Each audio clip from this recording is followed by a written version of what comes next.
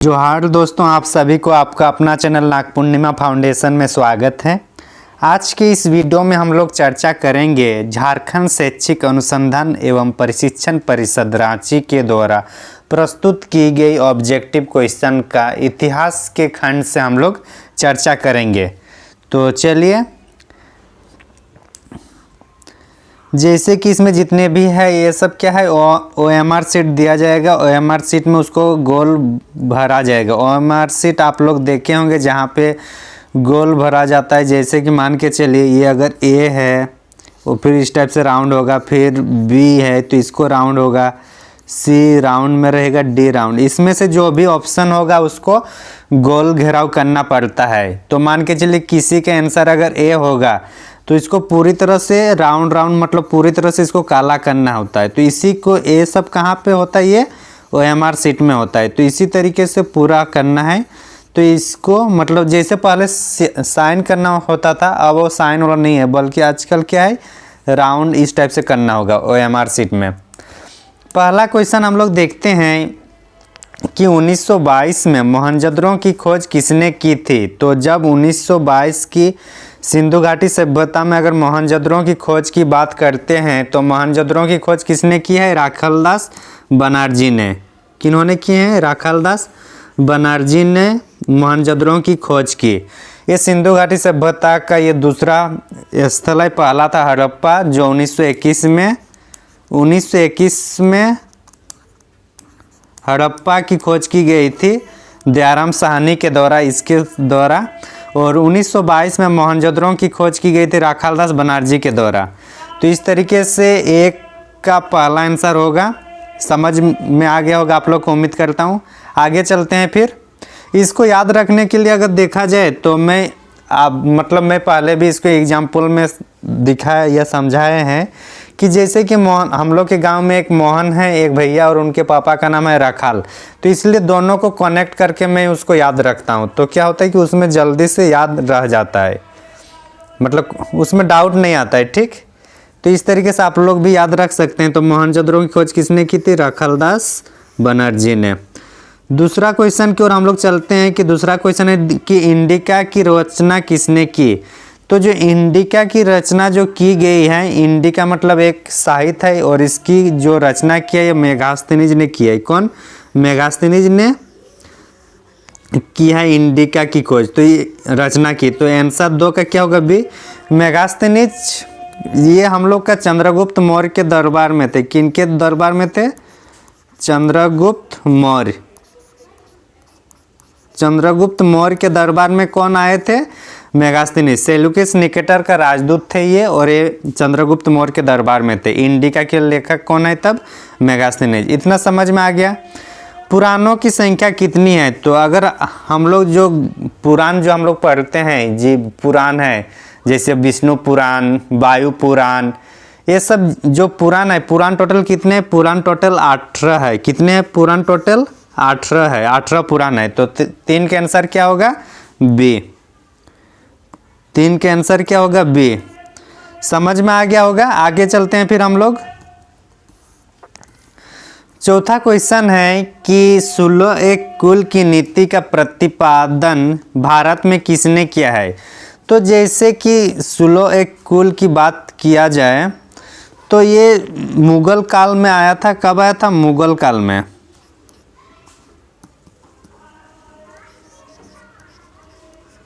मुगल काल में ये नीति लाई गई थी, सुलह कुल। सुलह कुल में मतलब इसमें सभी धर्म को सम्मान करने, सभी धर्मों का समन्वय करने से संबंधित है। और इस तरीके से मतलब अगर सभी धर्म के बीच जो समन्वय करने में अगर किसी एक शासक का मुगल काल में जाता है तो हम लोग का जाता है अकबर में। किस में जाता है, अकबर में। तो आंसर क्या होगा, बी हो जाएगा। सुलह एक कुल की नीति किनका है, अकबर का है, बी। तो समझ में आ गया होगा। और अगर इनको मतलब अकबर किनका बेटा है, हुमायूं का बेटा अकबर है। और हुमायूं कौन, बाबर के बड़े बेटे हैं। तो इतना हम लोग देख लिए। 5वां क्वेश्चन है हमारा कि इब्न बतूता ने अपनी यात्रा का वृत्तांत किस भाषा में लिखा था। तो इब्न बतूता अपनी यात्रा वृत्तांत की अगर बात किया जाए तो इब्न बतूता की जो अपनी यात्रा वृत्तांत था उसका जो लेखक है, वो किताब है, वो है रहीला। रहीला उन्होंने, उनका मतलब यात्री वृत्तांत है किनका, इब्न बतूता। और ये कौन सी भाषा में है, ये अरब भाषा में है, अरबी। तो देखिए कौन सा ऑप्शन अरबी होगा। आगे देखते हैं अरबी कौन से ऑप्शन में है, तो 5 का अरबी डी।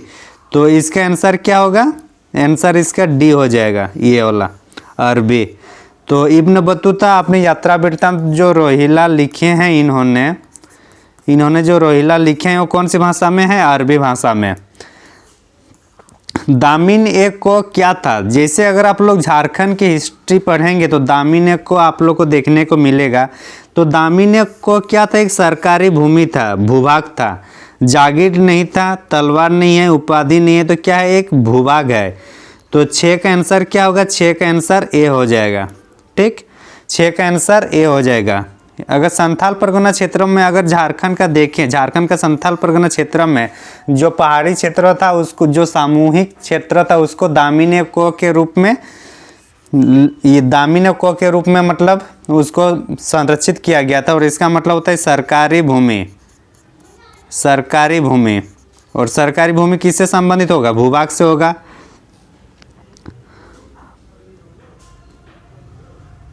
आगे चलते हैं फिर हम लोग। 7वां क्वेश्चन है कि रामानंद के शिक्षक कौन थे। रामानंद के शिक्षक कौन थे, ये हम लोग को देखना है कि रामानंद के शिक्षक कौन थे। तो इसमें जो लिखा आ रहा है कि रामानंद के शिष्य कौन थे, तो रामानंद के शिष्य अगर देखा जाए तो रामानंद के शिष्य रैदास भी थे, कबीर भी थे, धन्ना एवं पिन्ना भी थे। तो इसलिए इसका आंसर क्या होगा, 7 का डी आंसर हो जाएगा कि रामानंद के शिष्य कौन कौन थे, रैदास भी थे, कबीर भी थे, धन्ना, इस टाइप से इनके टोटल 12 शिष्य थे। तो उनमें से ऐसा भी थे। तो इतना समझ में आ गया। आगे अगर हम लोग देखते हैं 8वां क्वेश्चन कि 1939 में फॉरवर्ड ब्लॉक की स्थापना किसने की। 1939 में फॉरवर्ड ब्लॉक की स्थापना किसने की, ये क्वेश्चन है। तो देखिए इसका आंसर होगा हम लोग का सुभाष चंद्र बोस। कौन होंगे, Subhash Chandra Bose. Option number C is a correct answer. तो 1939 में फॉरवर्ड ब्लॉक की स्थापना इन्होंने की, सुभाष चंद्र बोस। और ये कहाँ पे किए हैं, ये रामगढ़ में किए हैं। रामगढ़ कहाँ पे, हमारा झारखंड। झारखंड के रामगढ़ में ये फॉरवर्ड ब्लॉक की स्थापना करते हैं 1939 में सुभाष चंद्र बोस। इतना समझ में आ गया। जलियांवाला बाग हत्याकांड की बात करते हैं। 9वां क्वेश्चन है कि जलियांवाला बाग हत्याकांड कब हुई है। तो जलियांवाला बाग हत्याकांड जैसे हम लोग की 9 क्लास के बुक में भी पढ़े, तो कितने को हुआ था, 13 अप्रैल 1919 को ना। तो आंसर कौन सा होगा, 13 अप्रैल 1919। तो ऑप्शन सी हो जाएगा ना, ये सी हो जाएगा ऑप्शन सी। तो जलियांवाला बाग हत्याकांड कब हुआ था, 13 अप्रैल 1919। तो ऑप्शन सी। अब आते हैं 10वें क्वेश्चन की ओर कि संथाल विद्रोह का नेता कौन थे। तो संथाल विद्रोह का अगर नेता हम लोग देखा जाए तो सबसे पहले हम लोग को ये भी याद रखना है कि संथाल विद्रोह 1855-56 में लड़ा गया था। ये संथाल परगना झारखंड का जो साहिबगंज वाला क्षेत्र वहाँ पे था। और इसके नेता में कौन थे, सिद्धू कान्हू, चांद भैरव थे। सिद्धू कान्हू, चांद भैरव और फूलो झानो, तो ये सब संथाल विद्रोह में हैं। तो 10वां का आंसर ए हो जाएगा। 11वां क्वेश्चन है कि बुद्ध के बचपन का नाम क्या था। जो बुद्ध भगवान, जो बौद्ध धर्म का जो मतलब प्रतिपादक या जो संस्थापक थे, उनका मतलब बचपन का नाम क्या था। तो बचपन का नाम क्या था, बुद्ध के बचपन का नाम क्या था, सिद्धार्थ। क्या था, सिद्धार्थ। तो 11 का आंसर होगा डी। बंगाल का विभाजन कब हुआ था। तो जब बंगाल का विभाजन की बात किया जाए तो बंगाल का विभाजन 1905 को हुआ था। बंगाल का विभाजन 1905 को हुआ है। कब, बंगाल का विभाजन 1905 को हुआ था। आगे चलते हैं। अभी जैसे बंगाल अगर देखा जाए तो उस टाइम एक पूरा बंगाल था। इधर वाला जो है इसको पूर्वी बंगाल कहा गया और इधर वाला जो है हम लोग का पश्चिमी बंगाल कहा गया। पश्चिमी बंगाल। अभी जिसका मतलब ममता दीदी जहाँ पे आई, कोलकाता वाला है। और ये वाला जो है बांग्लादेश अभी बन चुका है, ये बांग्लादेश वाला है। तो ये 1905 ही में इसका विभाजन किया गया था। 13वां क्वेश्चन है कि मुस्लिम लीग द्वारा मुक्ति दिवस कब मनाया गया है। मुस्लिम लीग द्वारा मुक्ति दिवस कब मनाया गया है, तो इसका जो सही आंसर होगा वो हम लोग का होगा 22 दिसंबर 1939। 22 दिसंबर 1939 कब? 22 दिसंबर 1939 को मुस्लिम लीग द्वारा मुक्ति दिवस मनाया गया। एक्चुअली मुक्ति दिवस इसलिए कहा गया ना कि जैसे कि कांग्रेस का जो उस टाइम कांग्रेस के जो लोग थे, कांग्रेस का जो कांग्रेस के से संबंधित जो लोग चुने गए थे, प्रतिनिधि चुने गए थे, वो लोग ब्रिटिश सरकार ने जब सेकेंड वर्ल्ड वॉर शुरुआत कर देते हैं भारत से पूछे बिना, तो जो भारतीय लोग जो वहाँ प्रतिनिधित्व मतलब जो सदन में थे वो लोग इस्तीफा दे देते हैं और उसी इस्तीफा को ही मुस्लिम लीग ने मुक्ति दिवस के रूप में मनाया। तो 22 दिसंबर 1939 को समझ में आ गया होगा। 14वां क्वेश्चन है कि किसका जन्म स्थान तलवंडी था। तो तलवंडी अगर आप लोग अभी भी सुनते होंगे कि तलवंडी से अभी जो ये पंजाब हम लोग का वहाँ के बीच एक गलियारा बनाया गया है। और ये किनके? कबीर जो संस्थापक थे, संस्थापक किसका? संस्थापक किसका? सिख धर्म का। सिख धर्म का जो संस्थापक है कौन थे? कबीर। उनका जन्म स्थल कहाँ पे है? तलवंडी। गुरु नानक का जन्म स्थान बताया जाए तो ये कहाँ पे है? इसका पटना है। गुरु नानक पटना। और कबीर सिंह कहाँ? जो सॉरी थोड़ा गलत हुआ है। हाँ, एक मिनट। तलवंडी में जिनका जो जन्म हुआ है, तलवंडी में जो जन्म हुआ है वो गुरु नानक है।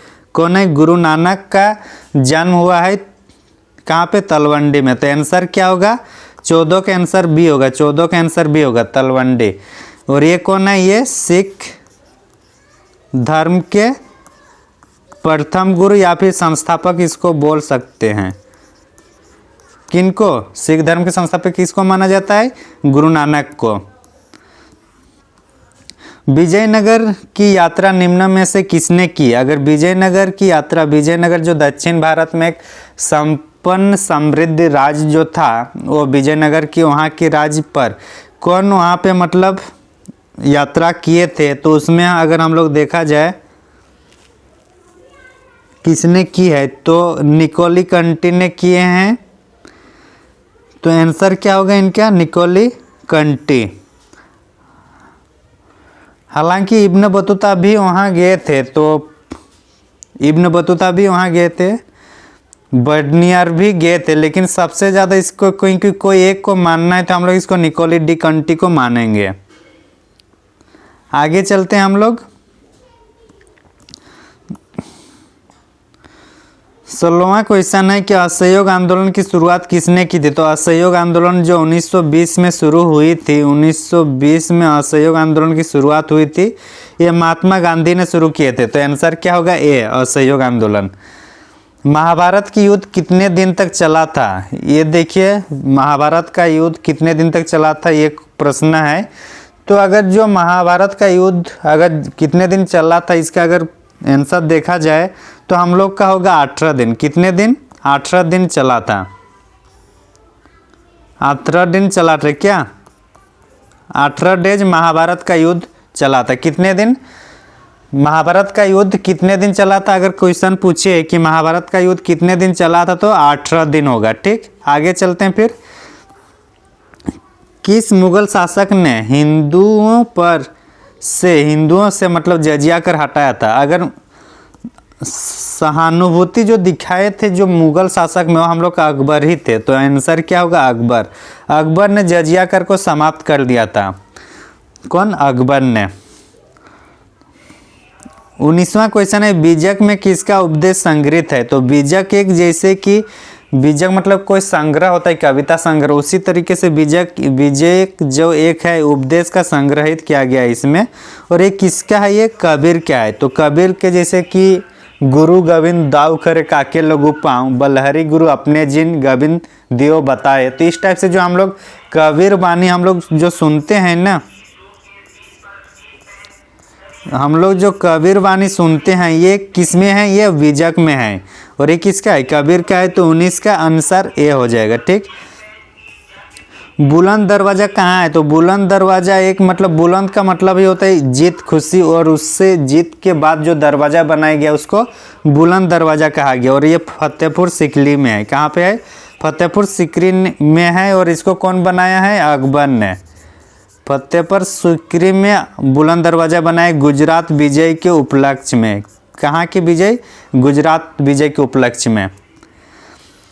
21वां क्वेश्चन है कि भारतीय राष्ट्रीय कांग्रेस की स्थापना किस वर्ष हुई है, तो भारतीय राष्ट्रीय कांग्रेस की स्थापना की बात किया जाए तो 1885 को भारतीय राष्ट्रीय कांग्रेस की स्थापना होती है। कहाँ पे, मुंबई में होती है। कहाँ पे, बम्बई,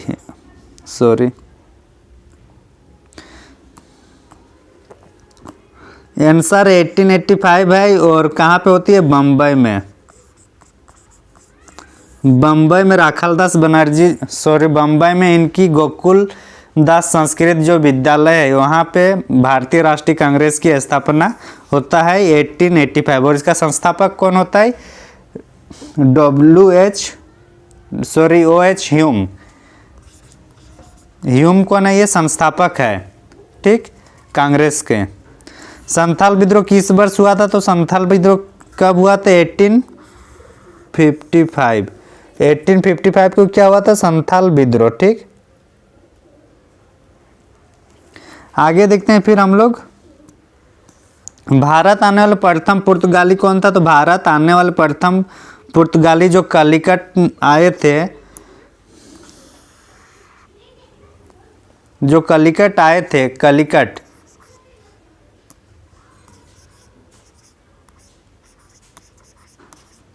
कलिकट जो आए थे सबसे पहले वो कौन थे, हम लोग का वास्को डी गामा। कौन, वास्को डी गामा।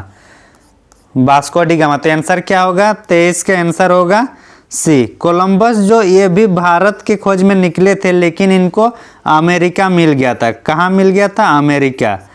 तो इसलिए जो अमेरिका की जो वहाँ पे जो मूलवासी है उसको रेड इंडियंस कहा जाता है। आगे चलते हैं फिर 24वां क्वेश्चन। हड़प्पा किस युग की सभ्यता है, तो हड़प्पा जो सभ्यता ये कांस्य युग की सभ्यता है। मतलब यहाँ पे कांस्य धातु का निर्माण शुरू हो गया था हड़प्पा के युग में, हड़प्पा सभ्यता में, तो इसलिए कांस्य युगीन कहा जाता है। मुस्लिम लीग की स्थापना कब की गई है, तो मुस्लिम लीग की स्थापना 1906 में की गई है। मतलब जब स्वदेशी आंदोलन चल रहा था ना, स्वदेशी आंदोलन जब चल रहा था उसी टाइम 1906 में मुस्लिम लीग की स्थापना होती है। 26वां शब्द है कि पाकिस्तान शब्द किसने दिया, तो पाकिस्तान शब्द चौधरी रहमत अली ने पाकिस्तान शब्द को दिया है। पाकिस्तान किन्होंने दिए हैं, चौधरी रहमत अली। तो 26 का आंसर होगा सी। 27 का क्वेश्चन है कि भारत का प्रथम मुगल शासक कौन था। भारत का प्रथम मुगल शासक की बात किया जाए तो बाबर प्रथम मुगल शासक थे। ये पानीपत की युद्ध 1526 में इब्राहिम लोदी को हराकर बाबर अपना मुगल शासक स्थापना करते हैं भारत में। तो प्रथम मुगल शासक कौन था, बाबर। आंसर होगा 27 का ए। 28 क्वेश्चन है कि गुप्त वंश के किस शासक को भारत का नेपोलियन कहा जाता है, तो जो समुद्रगुप्त जो थे ना, समुद्रगुप्त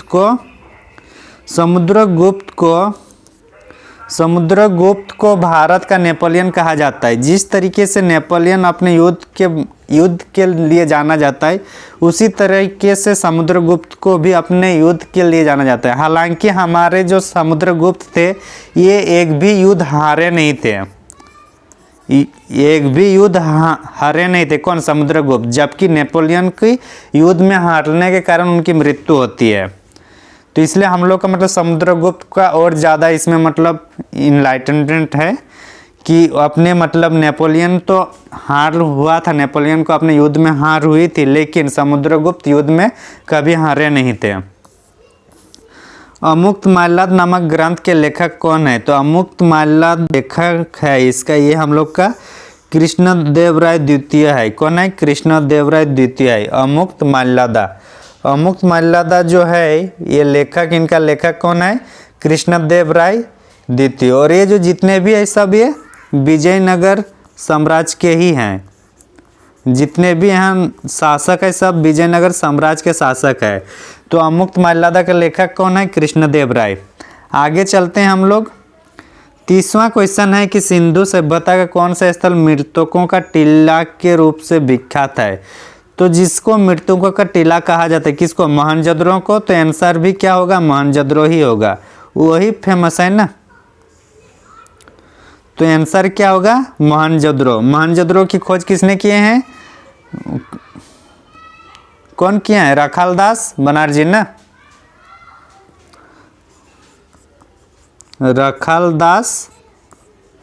रखालदास ने किया है। कौन? मोहनजोदड़ो की खोज। आगे चलते हैं फिर। 13वां क्वेश्चन है कि पियदस्सी मतलब शासकों का प्रिय जो है उसको किन किन नाम से जाना जाता है? अशोक को पियदस्सी के शासक भी कहा जाता है। पियदस्सी किस शासक कहा जाता है? तो अशोक को। अशोक का ज़्यादातर जो अभिलेख है वो पियदर्शी या प्रियदर्शी के नाम से ही मिलता है, न कि अशोक के नाम से। आगे चलते हैं। अर्थशास्त्र के लेखक कौन है? अर्थशास्त्र के लेखक हम लोग का कौटिल्य है। कौन है? कौटिल्य। और कौटिल्य मतलब ये कौन है? चाणक्य। चाणक्य को कौटिल्य भी कहा जाता है, इसको विष्णुगुप्त भी कहा जाता है। विष्णुगुप्त भी कहा जाता है कौटिल्य। तो कौटिल्य अर्थशास्त्र के लेखक कौन है? कौटिल्य है। अर्थशास्त्र है इसका मतलब ये नहीं कि अर्थव्यवस्था से संबंधित है, ये राजनीति से संबंधित है। राजनीतिक पाठ्यक्रम इसमें ज़्यादा प्रायोरिटी है अर्थशास्त्र में। अकबरनामा के जो लेखक है, अकबरनामा के लेखक कौन है? अबुल फजल। अबुल फजल अकबरनामा के लेखक है। ठीक।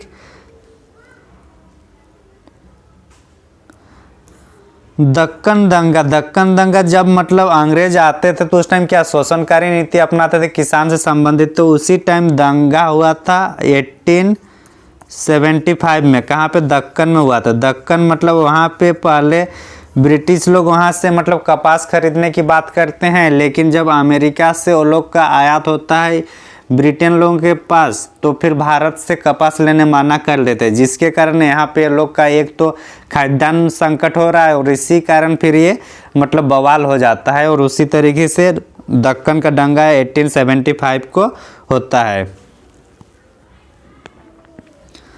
तो ये बोल रहा है कि दक्कन दंगा आयोग कब नियुक्त हुआ है? तो 1875 में दंगा हुआ था और जो नियुक्त हुआ था उसको एक बार हम लोग देखते हैं। तो वो कब होगा? 1875 को ही होगा, क्योंकि 1875 में जब आयोग ही होता है मतलब विद्रोह होता है और 1875 के बाद और कुछ ऑप्शन है नहीं, तो आंसर क्या होगा? 1875 ही हो जाएगा। ठीक। गोलमेज सम्मेलन का आयोजन कहाँ किया गया था? तो गोलमेज सम्मेलन हम लोग का भारत में नहीं हुआ था बल्कि लंदन में हुआ था। और गोलमेज सम्मेलन कितने हुए थे? गोलमेज सम्मेलन 3 हुए थे। ये एक ही सम्मेलन था लेकिन 3 बार इसकी मीटिंग हुई थी 3 साल लगातार, और इसी के परिणाम स्वरूप 1935 का एक्ट हम लोग को देखने को मिलता है। तो 35 का आंसर ए होगा लंदन। फोर्ट विलियम की स्थापना कहाँ की गई है? तो फोर्ट विलियम की जो स्थापना की गई है ये हम लोग का कलकत्ता में की गई है। कहाँ पे? फोर्ट विलियम की स्थापना हम लोग का कलकत्ता में की गई है। तो आंसर होगा बी, 36 का बी। 37वां क्वेश्चन है कि 16 महाजनपद में सबसे शक्तिशाली महाजनपद कौन सा था? 16 महाजनपद जो हुए हैं उनमें सबसे शक्तिशाली अगर देखा जाए तो मगध। कौन सा हुआ है? मगध। और मगध का आंसर डी में है। ठीक। नीचे है ये वाला है मगध। तो जितने भी महाजनपद था उसमें से सर्वाधिक जो शक्तिशाली और समृद्ध जो जनपद थे, महाजनपद थे, वो कौन थे? मगध। धनानंद वगैरह जो आप नाम सुने हो मगध के से ही संबंधित है। 1857 की क्रांति के आरंभ कब से हुई है? तो आंसर होगा 10 मई। कब से? 10 मई से 1857 की क्रांति की आरंभ हुई थी, 1857। दक्षिण अफ्रीका से महात्मा गांधी वापस कब आए? जैसे कि हम लोग 9 जनवरी को हम लोग प्रवासी भारतीय दिवस मनाते हैं। और ये किनके नाम पर? क्योंकि ये 9 जनवरी 1915 को गांधी जी भारत आए थे अफ्रीका से। 9 जनवरी 1915 को, 9 जनवरी 1915 को। तो आंसर क्या होगा? सी हो जाएगा आंसर। दक्षिण अफ्रीका से महात्मा गांधी कब वापस आए? 9 जनवरी 1915। आगे चलते हैं। दिल्ली चलो का नारा किसने दिया है? तो दिल्ली चलो का जो नारा है, दिल्ली चलो का नारा किसने दिया? तो आंसर होगा हम लोग का सुभाष चंद्र बोस। और ये हम लोग का कहाँ से दिए थे? इंडोनेशिया से दिए थे। वहाँ पे मतलब जब उधर वो लोग नेतृत्व कर रहे थे तो उसी टाइम सुभाष चंद्र बोस ने कहा कि अब मतलब ये 1942 की बात है। 1942 में जब भारत छोड़ो आंदोलन चल रहा था और उधर से इंडोनेशिया जापान से होते हुए जो ये लोग आक्रमण कर रहे थे, तो उसी क्रम में दिल्ली चलो का नारा दिए थे। कौन? सुभाष चंद्र बोस ने। तो इस तरीके से हम लोग देख लिए कि जो 20 क्वेश्चन हैं, 40 क्वेश्चन जो हम लोग देखे, ये हिस्ट्री का ही क्वेश्चन था जो हम लोग मतलब जो एनसीईआरटी से संबंधित थे। और ये किसी भी एग्ज़ाम के लिए ये सब क्वेश्चन इम्पोर्टेंट है, चाहे आप 12 के दे रहे हैं या फिर कोई भी सरकारी एग्ज़ाम, सरकारी सर्विस के लिए जो भी आप लोग कॉम्पिटिटिव एग्ज़ाम की तैयारी कर रहे हैं उसमें भी इस टाइप से क्वेश्चन पूछा जाता है। तो आप लोग को हमारा सेशन कैसा लगा ज़रूर कमेंट करके बताइएगा। अगर कहीं पे कुछ डाउट है तो ज़रूर कमेंट कीजिएगा, उसको भी हम लोग उसका भी विश्लेषण करेंगे अगर कुछ पॉइंट आउट हो रहा है तो। और कहीं दूसरा टॉपिक में भी कुछ डाउट होगा तो उसको भी कमेंट करके बताइएगा, तो वहाँ पे भी हम लोग उस टॉपिक, उस संबंधित टॉपिक का हम लोग डिस्कशन करेंगे। तो थैंक यू फॉर वॉचिंग, धन्यवाद। हाँ, अगर आप लोग हमारे चैनल में नए हैं तो ज़रूर चैनल को सब्सक्राइब कीजिएगा। धन्यवाद।